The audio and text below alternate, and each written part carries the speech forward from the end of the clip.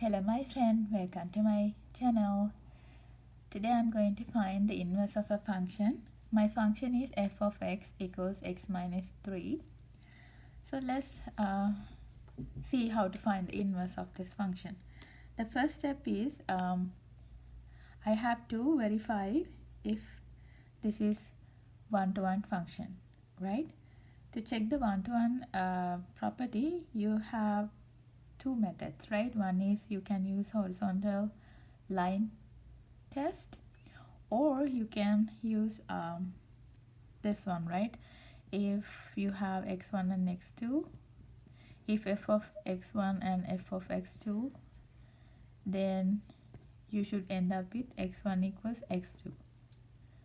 So you should check this property. So I'm going to use this one instead of horizontal line test. So let's use this one.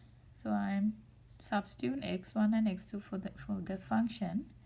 X1 minus 3 equals x2 minus 3,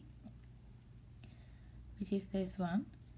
And then as you can see here, negative 3, which is cancelled, and I have x1 equals x2.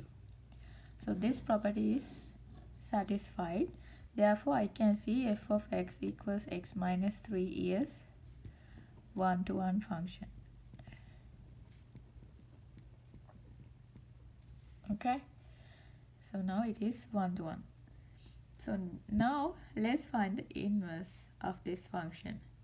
First you have to write down your function with y. F of x equals y, x minus 3, right? And then I'm going to solve this one for x.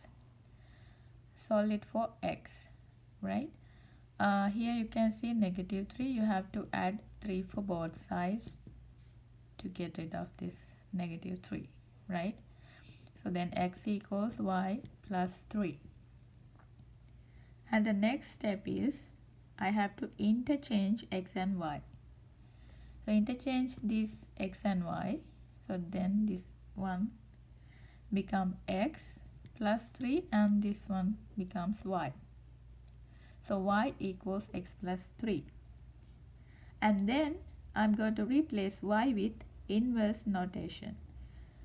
So I'm going to replace this y with inverse notation.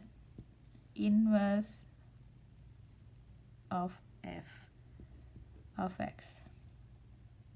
So this is my inverse notation, equals x plus 3. So this is the inverse function of this one, right? And you can verify the composition of the functions and its inverse is x, right? So you know you can check this one, right? The composition of this one should equals x, or the composition of this equals x. So you have to verify this one, right? If this is your inverse, then this happens, right? So let's check that one too. Let's take the first one, the composition of f inverse and f. So the inside function is f, outside function is f inverse, right? So my f of x is x minus 3. X minus 3 inside function. F inverse x minus, my f inverse function is x plus 3. Instead of x, I have to substitute x minus 3 now. So x minus 3 plus 3. And then you have x.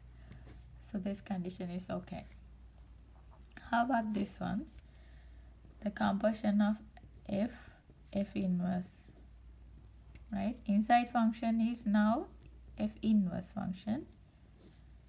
My f inverse function is x plus 3. F of x plus 3.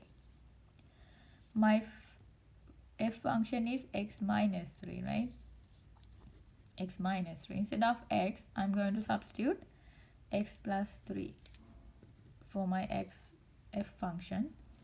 X plus 3 minus 3. So that is x plus 3 minus 3x. So that one is okay. So that's how you find the inverse of a function. First check if your function is 1 to 1 or not. If it is 1 to 1, then you can follow the method like this. You can first solve for x, and then you can interchange x and y, and then you can replace your y with f inverse x. And then you can check these two conditions, the composition of your function and the inverse function, and you end up with x in each case. So then you can verify this one. So this is the inverse function of this function, x minus 3. So I hope you understand this one. If you have any questions, please comment. Thank you so much for watching this video. If you want to see more videos like this, please subscribe to my channel. Bye.